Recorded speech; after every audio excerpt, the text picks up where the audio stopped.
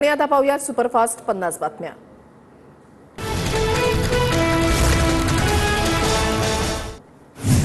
आमची आघाडी हाच आमचा चेहरा, विधानसभा निवडणुकीमधल्या मुख्यमंत्री पदाच्या चेहऱ्यावर शरद पवारांची भूमिका।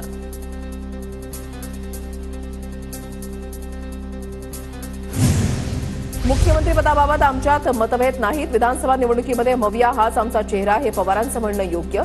शरद पवारांच्या वक्तव्यावर संजय राऊतांची प्रतिक्रिया।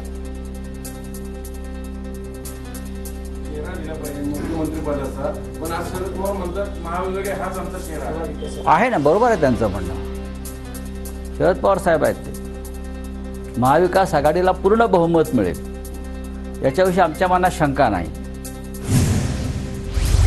विरोधकांमध्ये काय सुरू आहे हे दाखवण्याचा आमचा प्रयत्न, एक खुर्ची 12 भानगडी अशी विरोधकांची गत। भरत गोगावलेंची महाविकास आघाडीवर टीका। प्रश्न असा आहे जे आता त्यांच्यामध्ये चालू आहे ते आम्ही दाखवण्याचा प्रयत्न केलेला आहे। आंदोलनाचा एक खुर्ची 12 भानगडी हे आम्ही दाखवण्याचा प्रयत्न केलेला आहे आणि तेच आम्ही दाखवतो। आम्ही चुकीचं काय दाखवत नाही। एक खुर्ची 12 भानगडी त्यांच्या चालू आहेत, आम्ही समाधानी।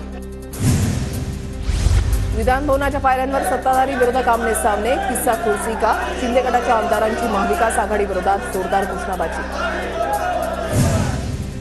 लोकसभा निवडणुकांचा धसका घेऊन अर्थसंकल्प, लोकसभेच्या निकालामध्ये महाविकास आघाडी 155 विधानसभेच्या जागांवर आघाडीवर, लोकसभेप्रमाणेच विधानसभेचं चित्र असेल, शरद पवारांचा दावा।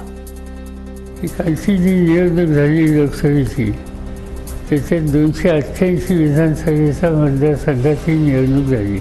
155 ठिकाणी आम्हा लोकांचे जे उमेदवार आहेत ते खुश आहेत। लोकसभा आणि विधानसभा निवडणुकीमध्ये फरक आहे, विधानसभा निवडणुकीमध्ये लोकसभेपेक्षा वेगळा निकाल लागेल, हसन मुश्रीफांची प्रतिक्रिया। शरद पवार साहेबांचं लोकसभेच्या बाबतचं मत असेल, परंतु विधानसभेची निवडणूक लागायची आहे। अनेक वेळेला लोकसभेमध्ये यापूर्वी राष्ट्रवादीच्या किती जागा आल्या होत्या आणि विधानसभेला किती आलेल्या ते अनेक वेळा सिद्ध झालेलं आहे। सध्या शिंदेच्या नेतृत्वात विधानसभा निवडणूक लढणार, निवडणुकीनंतर मुख्यमंत्री पदाबाबत ठरू, प्रफुल्ल पटेल यांची प्रतिक्रिया। आज तर मुख्यमंत्री आहे, त्यांच्या नेतृत्वामध्ये काल बजेटही सादर झाला, सरकारही चालू आहे आणि उद्याची निवडणूकही आम्ही लढणार आहोत। त्याच्यानंतर जे काही असेल ते सगळेच बसून ठरवणार आहे। बेकायदा बांधकामं पाडणं म्हणजे उशिरा सुचलेलं शहाणपण, शरद पवारांचं मुख्यमंत्री शिंदेंच्या नो क्लोजर ओनली बुलडोजर वक्तव्यावरून निशाणा। राज्यातलं माहिती सरकार मोदी शहांची नकली संतान, अर्थसंकल्पावर टीका करताना संजय राऊतांचं वक्तव्य। आम्ही आणलेल्या योजनांमुळे विरोधकांचा सुपडा साफ झाला, मुख्यमंत्री एकनाथ शिंदेंचा विधानसभेमध्ये विरोधकांवर हल्लाबोल। कंत्राटदाराच्या हितासाठी शक्तीपीठ महामार्ग बांधत आहेत का, सतेज पाटील यांचा राज्य सरकारला सवाल। शेतकऱ्यांचा विरोध असताना मार्ग कशासाठी, रस्ता रद्द करण्यासाठी सतेज पाटील आक्रमक। जनभावनेच्या विरोधात कुठलाही निर्णय घेणार नाही, शेतकऱ्यांसोबत चर्चा करूनच निर्णय घेणार, शक्तीपीठ महामार्गाबाबत मंत्री दादा भुसेंचं स्पष्टीकरण। विधान परिषदेच्या 5 जागांसाठी भाजपने 18 नावं केंद्राला पाठवली, रावसाहेब दानवे पंकजा मुंडेंच्या नावाचा समावेश, सूत्रांची माहिती। विधान परिषदेसाठी भाजपच्या नावांची यादी आज दिल्लीमधून येईल असं वाटतंय, केंद्रीय नेतृत्व चांगले उमेदवार देईल, भाजप प्रदेशाध्यक्ष चंद्रशेखर बावनकुळेंची माहिती। भाजप राज्यसभा विधान परिषदेचा शब्द पाळेल, भाजपच्या मोठ्या नेत्याने मला शब्द दिलाय, राज्यसभेच्या तिकिटावर महादेव जानकरांची प्रतिक्रिया। राज्यात लाडकी बहीण योजना लागू झाल्यानंतर मुख्यमंत्री एकनाथ शिंदेंचा महिलांकडून सत्कार, महिलांनी शिंदेंना राखी बांधत मानले आभार। राज्यात मुख्यमंत्री लाडकी बहीण योजना सुरू केल्यानं महिलांकडून उपमुख्यमंत्री देवेंद्र फडणवीसांचं स्वागत, रक्षाबंधनापूर्वी भावांना भेट दिली, महिलांच्या प्रतिक्रिया। एकीकडे बहिणीच्या पराभवासाठी ताकद लावायची आणि दुसरीकडे लाडकी बहीण योजना आणायची, विरोधी पक्षनेते विजय वडेट्टीवारांचा अजित पवारांना टोला। काही बहिणी श्रीमंत तर काही बहिणी गैरीब असतात, भरत गोगावलेंचं वक्तव्य, लाडकी बहीण योजनेवरून सत्ताधारी आणि विरोधकांमध्ये जुंपली। मुंबईमध्ये राज्य सरकारनं अर्थसंकल्पात जाहीर केलेल्या घोषणा सांगणारे बॅनर झळकले, कुलाबा आणि गेटवे ऑफ इंडिया परिसरात मदतीचा हात एकनाथ अशा आशयाचे बॅनर झळकले। मी अर्थमंत्र्यांना 50 पत्र पाठवली, 50 फोन केले, मात्र अर्थमंत्री भेटायला तयार नाहीत, निधी वाटपावरून जितेंद्र आव्हाडांचा उपमुख्यमंत्री अजित पवारांवर निशाणा। पारनेरमध्ये खासदार निलेश लंकेंना शुभेच्छा देणारे इंग्रजीमध्ये बॅनर, समर्थकांनी लावलेल्या इंग्रजी बॅनरची सर्वत्र चर्चा, सुजय विखेंनी इंग्रजी बोलण्यावरून निलेश लंकेंना टोला लगावला होता। नाशिकमध्ये शरद पवार गटाचं दूध दरवाढीसाठी आंदोलन. दुधाला अनुदान नको, 40 रुपये भाव द्या, शेतकऱ्यांची मागणी. दूध उत्पादक शेतकऱ्यांचे गायी घेऊन अनोखं आंदोलन. महिलांसाठी लाभदायक योजनांचा अर्थसंकल्प सादर केल्यामुळे शिवसेना महिला आघाडीच्या वतीनं जल्लोष. नाशिकमध्ये शिवसेनेच्या मध्यवर्ती कार्यालयामध्ये पेढे वाटून फुगडी खेळून आनंद उत्सव साजरा. राज्याच्या मुख्य सचिवपदी सुजाता सौनिक यांची वर्णी लागण्याची शक्यता. महसूल विभागाचे अतिरिक्त मुख्य सचिव राजेश कुमार आणि इक्बाल सिंह चहल यांच्याही नावाची चर्चा. देहूमधल्या इनामदार वाडा इथे संत तुकाराम महाराजांच्या पादुकांची शासकीय पूजा संपन्न. जिल्हाधिकारी सुहास दिवस आणि पिंपरी चिंचवडचे पोलीस आयुक्त विनय कुमार चौबेंच्या हस्ते पादुकांचं पूजन.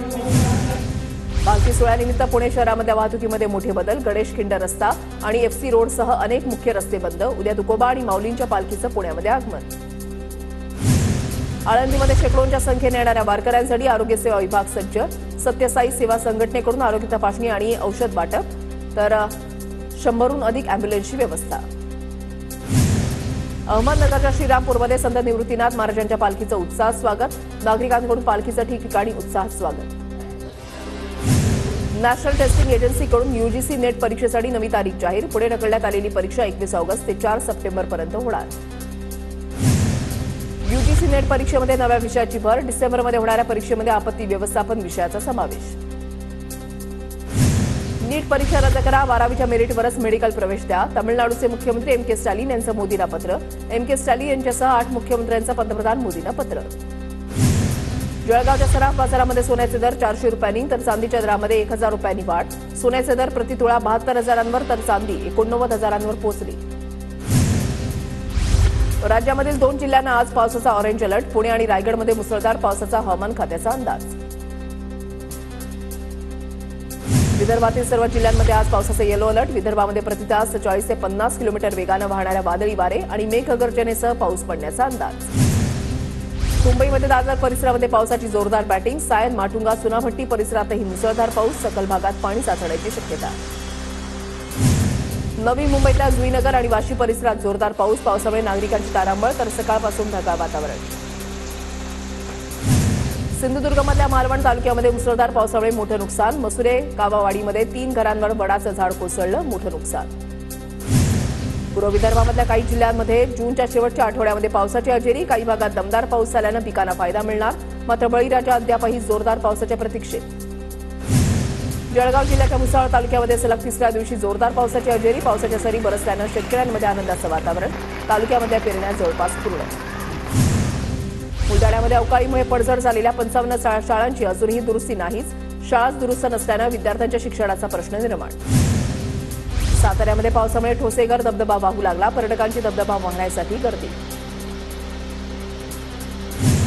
नाफेड NCCF मार्फत कांदा खरेदीबाबत कांदा उत्पादक शेतकरी संघटना आक्रमक. कांदा खरेदीची ED CBI मार्फत चौकशीची पंतप्रधान आणि गृहमंत्र्यांकडे मागणी.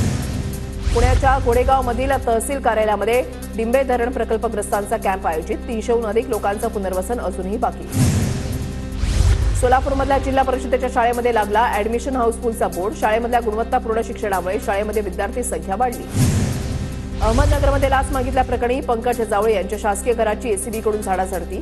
फरार आयुक्त जावळे आणि स्वीय सहाय्यक श्रीधर देशपांडेच्या शोधासाठी 3 पथकं रवाना.